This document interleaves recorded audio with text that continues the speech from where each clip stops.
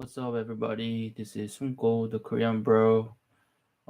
Tonight, what I'm going to do is read a book. The book that I read is called The Intelligent Investor.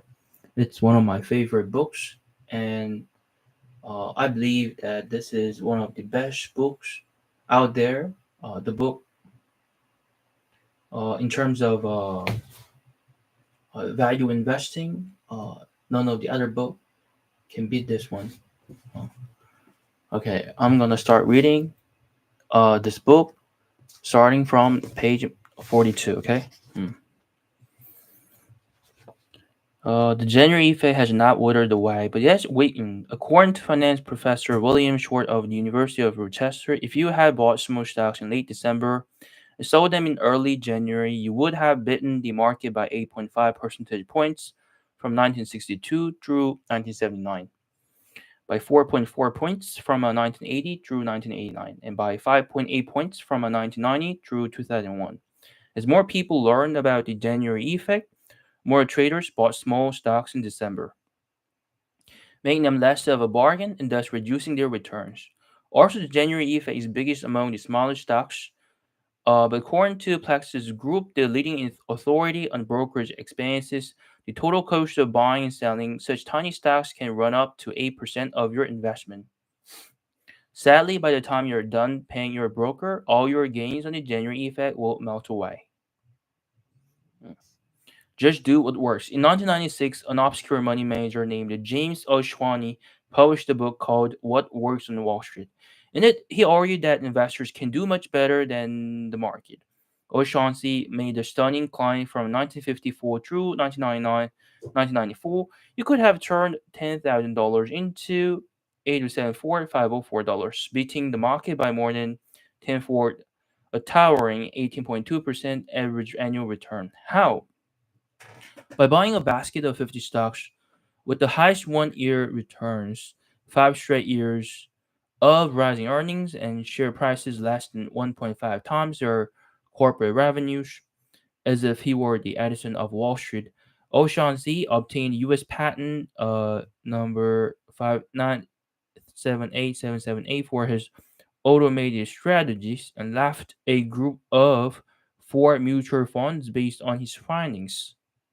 I launched a group of four mutual funds based on his findings. By late 1999, the funds had sucked in more than 175 million from the public, and in his annual letter to shareholders, O'Shawn Shaughnessy stated grandly, as always, I hope that together we can reach our long-term goals by staying the course and sticking with our time-tested investment strategies.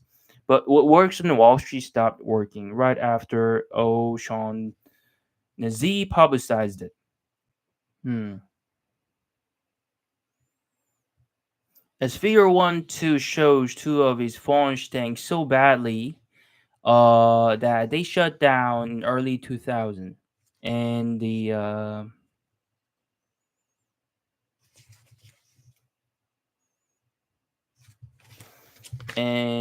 overall stock market walloped every Ocean Z fund almost non-stop for nearly 4 years running. In June 2000, O'Shaughnessy moved closer to his own long-term goals by turning the funds over to a new manager,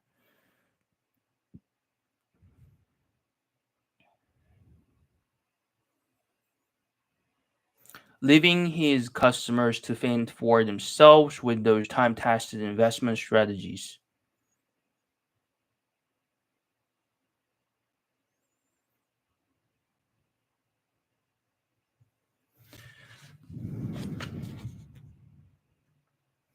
O'Shaughnessy's shareholders might have been less upset if he had given his book a more precise title, for instance, What Used to Work on Wall Street Until I Wrote This Book.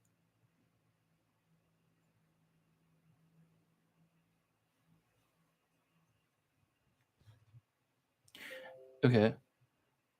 Uh, Follow the Foolish Four. In the mid 1990s, the Motley Fool website hyped the daylights out of a technique called the Foolish Four. According to Motley Fool, You would have trashed the market averages over the last 25 years and could crush your mutual funds by spending only 50 minutes a year on planning your investments. Best of all, this technique had minimal risk. All you needed to do was this: take the five stocks in the Dow Jones Industrial Average with the lowest stock prices and highest dividend yields. Discard the one with the lowest price. Put 40% of your money in the stock with the second lowest price. Put 20% in each of the three remaining stocks. 1 year later, start the same way and reset a portfolio according to steps 1 through 4. Repeat until wealthy. Over a 25-year period, the Motley Fool claimed this technique would have been beaten the market by a remarkable 10.1 percentage points annually. Over the next two decades, they suggested $20,000 invested in the foolish four should flower into 1,791,000, and they claimed you could do still better by picking the five those stocks with the highest ratio of dividend yield to the square root of the stock price, dropping the one that scored the highest and buying the next four. Let's consider whether this strategy could meet Graham's definitions of an investment.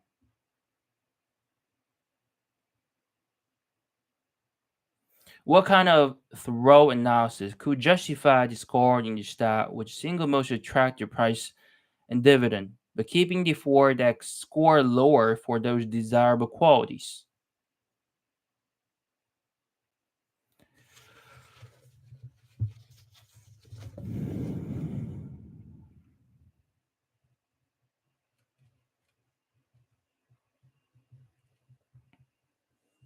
How could putting 40% of your money into only one stock be a minimal risk?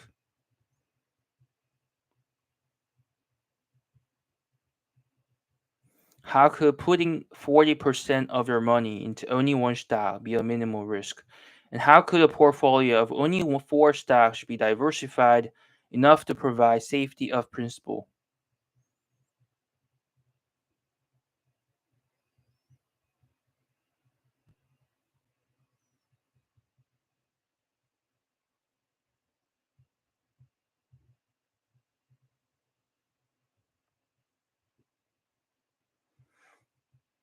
Thorough analysis could justify discarding stock with the single most attractive price and dividend, but keeping the four that score lower for those desirable qualities. The Foolish Four, in short, was one of the most cocaine stock picking formulas ever concocted. The fools made the same mistake as Ocean and Z. If you look at a large quantity of data long enough, a huge number of patterns will emerge, if only by chance. By random luck alone, the companies that produce above average stock returns will have plenty of things in common. But unless those factors cause the stocks to outperform, they can't be used to predict future returns. None of the factors that the Motley Fools discovered with such fanfare, dropping the stock with the best score, doubling up on the one with the second high score, dividing the dividend yield by the square root of stock price, could possibly cause or explain the future performance of a stock. Money Magazine found that a portfolio made up of stocks whose names contained no repeating letters would have performed nearly as well as the Foolish Four. And for the same reason, luck alone, as Graham never stops reminding us stocks do well or poorly in the future because the businesses behind them do well or poorly. Nothing more and nothing less. Sure enough, instead of crushing the market, the Foolish Four crushed the thousands of people who were fooled into believing that it was a form of investing.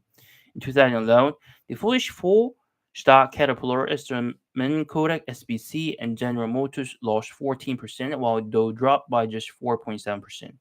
As these examples show, there's only one thing that never suffers a bear market on Wall Street: dopey ideas. Each of these so-called investing approaches fell prey to Grimes' law. All mechanical formulas for earning higher stock performances are a kind of self-destructive process akin to the law of diminishing returns. There are two reasons the two reasons the returns fade away. If the formula was just based on random statistical flukes, the mere passage of time will expose they made no sense in the first place. On the other hand, if the formula actually did work in the past, Then, by publicizing it, market pund is always erode and usually eliminate its ability to do so in the future. All this reinforces Graham's warning that you must treat speculation as veteran gamblers treat their trips to the casino. You must never delude yourself into thinking that you are investing when you're speculating. Speculating becomes mortally dangerous the moment you begin to take it seriously.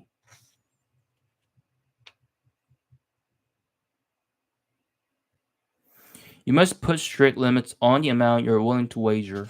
Just as sensible gamblers take, say, $100 down to the casino floor and leave the rest of their money locked in the safe in their hotel room. The intelligent investor designates a tiny portion of their portfolio as a mad money account.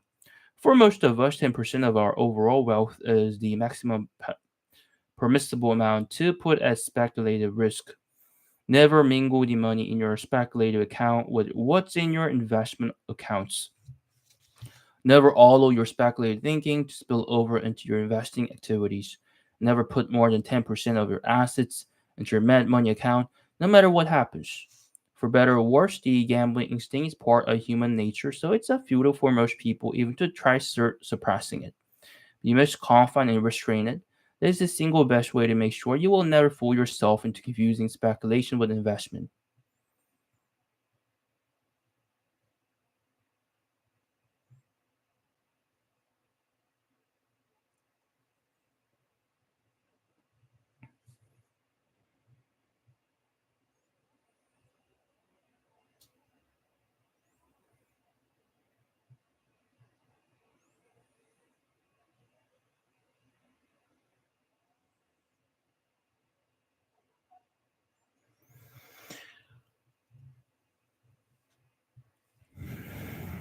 Okay. The investor and inflation. Inflation and the fight against it has been very much in the public's mind in recent years. The shrinkage in the purchasing power of the dollar in the past, in particular the fear of a serious further decline in the future, has greatly influenced the thinking of Wall Street. It's clear that those with a fixed dollar income will suffer when the cost of living advances. And the same applies to a fixed amount of dollar principal. Holders of stocks, on the other hand, have the possibility the loss of the dollar's purchasing power may be offset by advances in their dividends and the prices of the shares. On the basis of these undeniable facts, many financial authorities have concluded that bonds are an inherently undesirable form of investment, and consequently, common stocks are, by their very nature, more desirable investment than bonds. We have heard of charitable institutions being advised that their portfolios should consist 100% of stocks and 0% of bonds. It's quite a reversal from the earlier days when trust investments were restricted by law to high grade bonds. Our readers must have enough intelligence to recognize that even high quality stocks cannot be a better purchase than bonds under all conditions.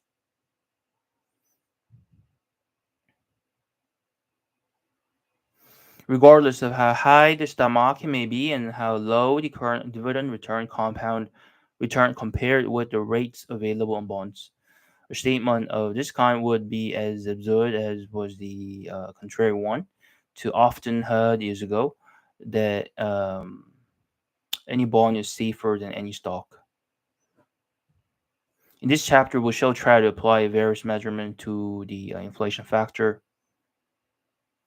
in order to reach some conclusions as to the extent to which the investor may wisely be influenced by expectations regarding future rises in the price level.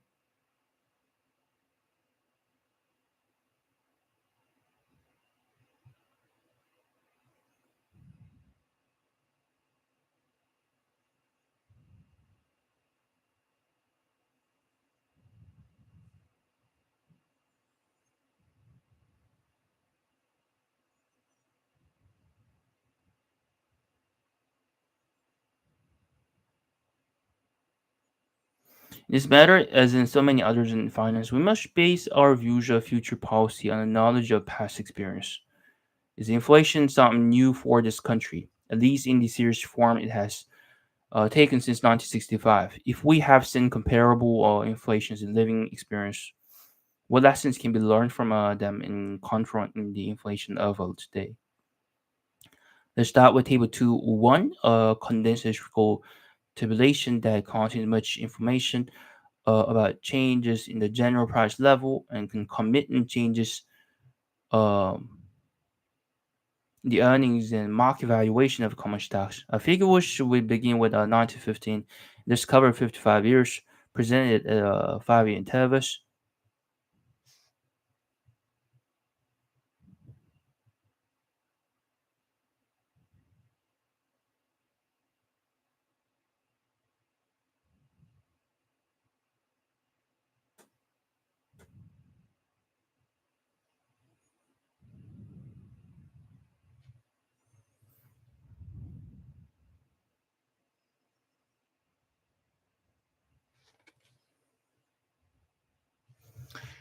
Okay, tonight this is it.